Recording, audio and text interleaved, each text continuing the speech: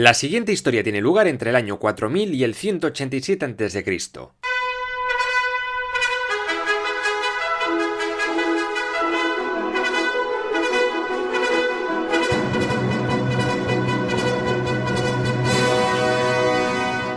Esto es la península del Indostán, lo que actualmente conocemos como la India, aunque este nombre tardaría bastante en denominar al territorio. El lugar es extensísimo y muy variado. Por ejemplo, al norte tenemos la cordillera del Himalaya, haciendo de frontera natural con China, Nepal y Bután. Al este encontramos la frondosa selva tropical de Bengala, donde también está Bangladesh, un país ubicado en el delta del río Ganges y del Brahmaputra, que se separó de la India dentro de Pakistán cuando ésta se independizó del Imperio Británico, y luego en los 70 Bangladesh se independizó de Pakistán, pero eso ya lo veremos en el futuro.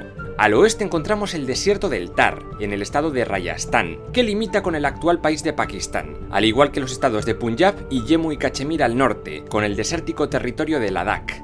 Es por este país, Pakistán, por donde pasa gran parte del río Indo, y no por la India.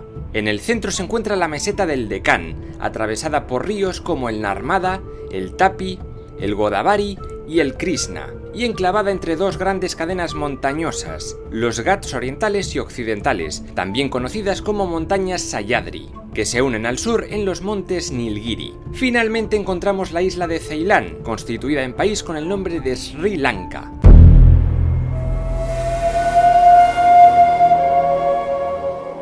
Después de esta breve introducción geográfica, pasemos a la historia de la India. Durante el Neolítico, diversas gentes fueron agrupándose en las riberas del río Indo y con el tiempo lograron crear una cultura más o menos homogénea alrededor del año 3000 a.C., la llamada civilización del Indo o civilización Harappa, nombre de la ciudad de esta gente que fue descubierta en primer lugar. Pero quizás la ciudad más importante fue Mohenjo-Daro, una potente urbe que alcanzó un desarrollo comparable al de Egipto o Mesopotamia, y estaba llena de canales y bombas de agua, desagües y alcantarillas que daban agua a toda la ciudad. Sus casas de adobe estaban ordenadas en cuadrícula, y al oeste se halló una enorme ciudadela amurallada con unos grandes baños de función desconocida, pero probablemente fuese para movidas religiosas. Tenían talleres, molinos y graneros, y puertos comerciales donde vendían lino, algodón y otras mierdas. La cebada, el trigo, guisantes y otras legumbres fueron sus cultivos principales, y por las estatuillas halladas parece que rendían culto a alguna especie de diosa de la fertilidad. ¿Y por qué este lugar es tan fértil? Resulta que entre los meses de julio y agosto es cuando llega el monzón, un periodo de lluvias torrenciales y caída de las temperaturas, que alivia todos los años el sofocante calor y la aridez del terreno. Todo este paraíso e infierno cíclico se repite año tras año, de ahí que en su pensamiento el tiempo y la existencia sean algo circular. Este pensamiento no lineal tuvo cosas malas. Una de ellas fue que despreciaban un poco todo lo que viene a ser la historia. Las cronologías se las sudaban bastante, así como los hechos reales, ya que lo mezclaban todo con historias fantasiosas. Cachondeo puro y ya está. Alrededor del 2000 a.C., la civilización del Valle del Indo empezó a darle caña a la metalurgia, logrando crear bonitas obras de orfebrería y también figuritas de cobre como la bailarina negra. Incluso se han encontrado símbolos que podrían evidenciar un primitivo sistema de escritura, pero nunca sabremos lo que significan. Sin embargo, todo esto acabó entre el año 1700 y 1500 a.C., cuando llegaron periodos de gran sequía y unos invasores indoeuropeos llamados los arios, una cultura iraní ganadera y guerrera, que tenían armas de bronce y dioses fundamentalmente masculinos. Los indios actuales son un cruce entre estos y los habitantes del Valle del Indo. Aquí comienza el período védico.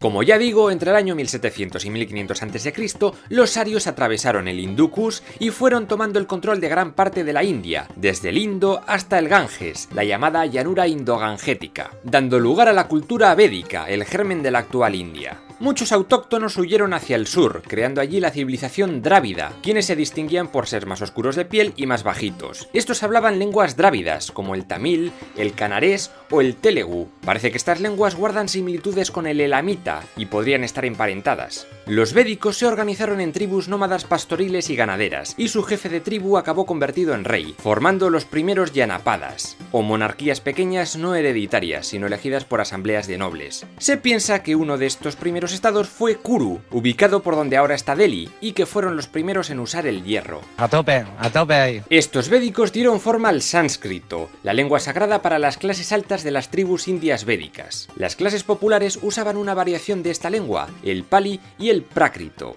De ahí saldrían los actuales hindi y urdu, entre otros, y la escribían Sí, tenían un sistema de escritura, el brahmí, un silabario cuyo origen es desconocido, pero unos dicen que pudo venir del antiguo silabario del Valle del Indo o que proviene del alfabeto arameo. Eso sí, este sistema dio origen a otros, como el de Devanagari por el año 1200, que es muy típico en la India actualmente. Alrededor del año 1500 a.C., las creencias religiosas, tanto indoarias como drávidas, quienes creían en seres como Brahman, se fueron mezclando también y formaron el germen del futuro hinduismo, la religión del 80% de los indios. Todo este pensamiento está recogido en 4 libros, los Vedas, siendo el más antiguo el Rig Veda, y otras muchas obras como los Upanishads, textos de corte más místico. También parece que copiaron leyendas de origen babilónico, pues en sus historias se cuenta la historia de Manú, quien construyó un arca para sobrevivir a un diluvio. Suerte que no existía el copyright. Los arios estos convirtieron a los fenómenos de la naturaleza en dioses poderosos. Durante mucho tiempo creyeron en Dieus, de donde derivarían otros dioses como Diauspitar, Zeus Pater y nuestro dios, sincretizado con Yahvé, pero perdió fuerza a favor de otros. Indra, dios de la lluvia y el rayo.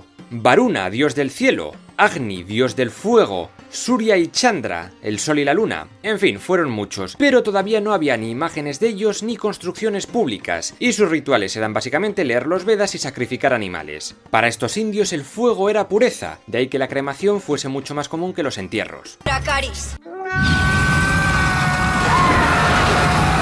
Como ya he dicho, esta gente eran ganaderos y su ganado favorito eran los bueyes, los asnos, los camellos y las vacas. Es probable que las consideraran totémicas e incluso sagradas ya en aquella época. Desde luego tener vacas era importante y un gran pretexto para conquistar nuevas tierras. El caballo también, pero la vaca más. Las serpientes, como no, se asociaban al mal, y los elefantes despertaban gran curiosidad.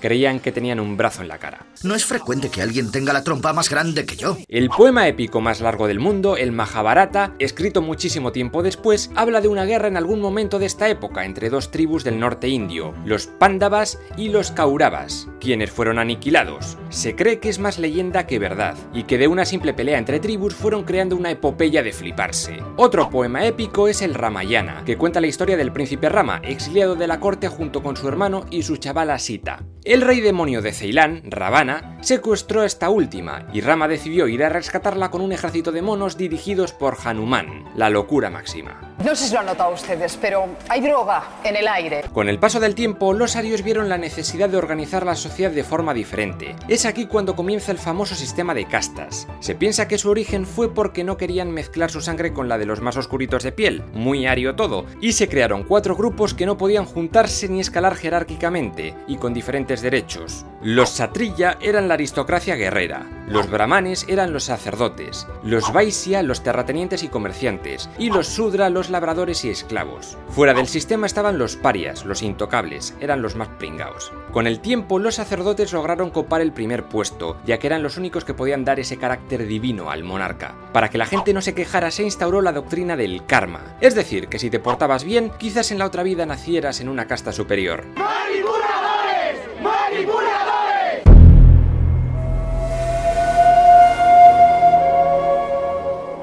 La religión védica pasó a conocerse como religión brahmánica. Esta nueva concepción consideraba a los Vedas como una revelación divina, y los brahmanes, o clase sacerdotal, fueron los encargados de transmitir sus enseñanzas a la gente de su casta y realizar los sacrificios animales. Muchas tribus védicas, como los Brihis, los Kosala, los Panchala o los Avanti, se organizaron en Mahayanapadas, o reinos y repúblicas regidos por asambleas presididas por un Rajá, o Rajá, o como queráis llamarlo. Pero hacia el año 600 a.C. surgió en la llanura del Ganges un potente reino conocido como Magadha. Estas gentes comenzaron lo que se denomina el segundo urbanismo, donde se crearon nuevas aldeas y ciudades por todo el valle del Ganges. Un príncipe del clan de los Sakya, que gobernaba Kapilavastu al sur de Nepal, era Siddhartha Gautama. Abandonó su cómoda vida palacial, a su mujer e hijo, y se dedicó a meditar en plan asceta sobre el dolor del mundo. Al final, con tanta meditación, logró ver la luz y se convirtió en Buda, fundando el budismo. Este budismo dice que toda existencia causa sufrimiento,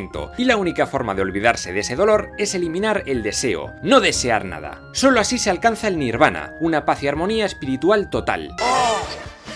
¡Oh! Esto rompería el samsara, o ciclo de renacimientos, y pasarías a unirte al cosmos. Y usó aquel sistema de karma que usaban las castas brahmánicas con la intención de justificarse para hablar de salvación espiritual y eterna. Eso sí, no tendría demasiado éxito hasta tiempo después. Otra religión que surge por esta época es la Jaina, fundada por Mahavira por el año 500 a.C. Tuvo un éxito moderado en la zona occidental, pero nunca se extendió como el budismo. A día de hoy todavía hay jainas, pero son muy poquitos. Y es normal porque su máxima es básicamente estar quieto. Estaban obsesionados con la no violencia, y era pecado incluso pisar hormigas. Los jainas no creen en dioses ni en los Vedas, solo en el desapego de todo, algunos incluso de la ropa. Introspectivo sí, pero un poco coñazo sí que parece. Es que es de desastre, es que aburren a las vacas. En estos años, los persas aqueménidas de Ciro el Grande empezaron a ser una amenaza, ya que convirtieron el territorio de Gandhara en una satrapía. El rey de Magadha, Bimbisara, y su hijo Ajatasattu lograron hacerles frente con éxito. Tras eso, el hijo convirtió un viejo fuerte en la capital Pataliputra, la actual Patna, capital del estado de Bihar, y logró expandirse tomando más territorios a base de hostias. Los siguientes reyes de Magadha fueron parricidas, malvados, y la gente les echó para poner a un tipo llamado Mahapadna Nanda, que inauguró la dinastía Nanda en el 450 a.C. No duró mucho, ya que estaban a punto de recibir la visita de Alejandro Magno, su nuevo vecinito. En Gandhara, el macedonio se enfrentó con el rey Poros de Pauravas y su ejército de elefantes, pero el tipo acabó rindiéndose y el territorio comenzó un proceso de helenización que después originaría los reinos de cultura indo-greco-persa. En las crónicas de Alejandro se habla de un tipo llamado Chandragupta Maurya, que en el año 322 a.C. usurpó el trono Nanda e instauró el imperio Maurya, el primer gran imperio indio. Se casó con una de las hijas del diádoco Seleuco I Nicator, rey del imperio Seleucida, con el que tuvo muy buenas relaciones. Además, el embajador griego Megástenes escribió Índica, un tratado histórico sobre aquella época. Pero el rey este abdicó para hacerse jaina y acabó muerto de hambre, el muy gilipollas. Durante el reinado de su sucesor, Bindusara, este imperio logró conquistar la actual Pakistán, Bengala, Nepal y parte del norte del Deccan. Se creó un gobierno centralizado dividido en 5 virreinatos. Su ejército era enorme, y se piensa que tendría más de medio millón de efectivos de infantería, 30.000 jinetes y casi 10.000 elefantes de guerra. ¡Uy, qué miedo! En el año 268 a.C. llegó al poder de Maurya su hijo el rey Asoka el Grande, quien consolidó las conquistas. Durante su campaña en Kalinga había matado y deportado a miles de personas, y los remordimientos le llevaron a abrazar el budismo, y hasta la convirtió en la religión oficial del imperio. Quería crear una política basada en la tolerancia y el respeto, y lo que más le acercaba a eso era la ley universal que proponía Buda, el Dharma. Ahora no quería usar la violencia ni conquistar, pero reconocía que a veces era necesaria. Estos nuevos valores fueron dados a conocer en grandes pilares monolíticos llamados Stamba o Lat, que fueron repartidos por todas partes. No por los pequeños reinos drávidas del sur, en lo que ahora es Tamil Nadu y Kerala, como Chola, Pandya, Chera o Anuradhapura, aunque las relaciones parece que fueron bastante buenas. El problema es que mucha gente no tenía ni puta idea de leer, así que intentó homogenizar a la gente a base de arte bonito. Con gran influencia persa empieza a desarrollarse el arte propiamente indio, levantando Asoka un palacio en Pataliputra, entre otras construcciones como la estupa de Sanchi, un monumento funerario que conmemoraba la muerte de Buda y su entrada en el Nirvana, y donde supuestamente se guardaban reliquias suyas. El gran domo simboliza la cúpula celeste, y está rodeado por la Védica, una barrera con 4 puntos de acceso o toranas, situadas en sendos puntos cardinales. Otras piezas de arte importante fueron el capitel de Sarnath, que ahora es el emblema nacional indio, y la Yakshini, una escultura femenina de arenisca en la cual ya se empiezan a ver los rasgos del arte típicamente indio. Pechos, tetas, mamas, globos, berzas, peras, busto, ubre... La ley del Dharma de Asoka fue un fracaso. No solucionó ningún problema, ni las tensiones sociales ni los conflictos entre diferentes tribus y sectas, y su ejército se debilitó mucho. Tras su muerte en el 232 a.C. llegó la decadencia del imperio, y otros pueblos como los greco-bactrianos de Samarcanda empezaron a robarles terreno. También un tipo de la tribu de los Satavahana se hizo rey y fundó un estado independiente en el Deccan, en lo que ahora es Maharashtra, y la tribu de los Kalinga también creó reino propio en lo que ahora es Odisha. La presión de toda esta gente hizo caer a los Maurya en el año 187 a.C., pero no sería el fin, ya que la India vería el nacimiento de grandes imperios en su periodo clásico. El objetivo de este canal es resumir toda la historia de la humanidad de principio a fin. Si te gusta, no dudes en suscribirte. Si te gusta mucho, no dejes de compartir los episodios en redes sociales. Y si directamente te flipa, puedes apoyar el canal en Patreon, donde tendrás acceso a material exclusivo y sorteos varios.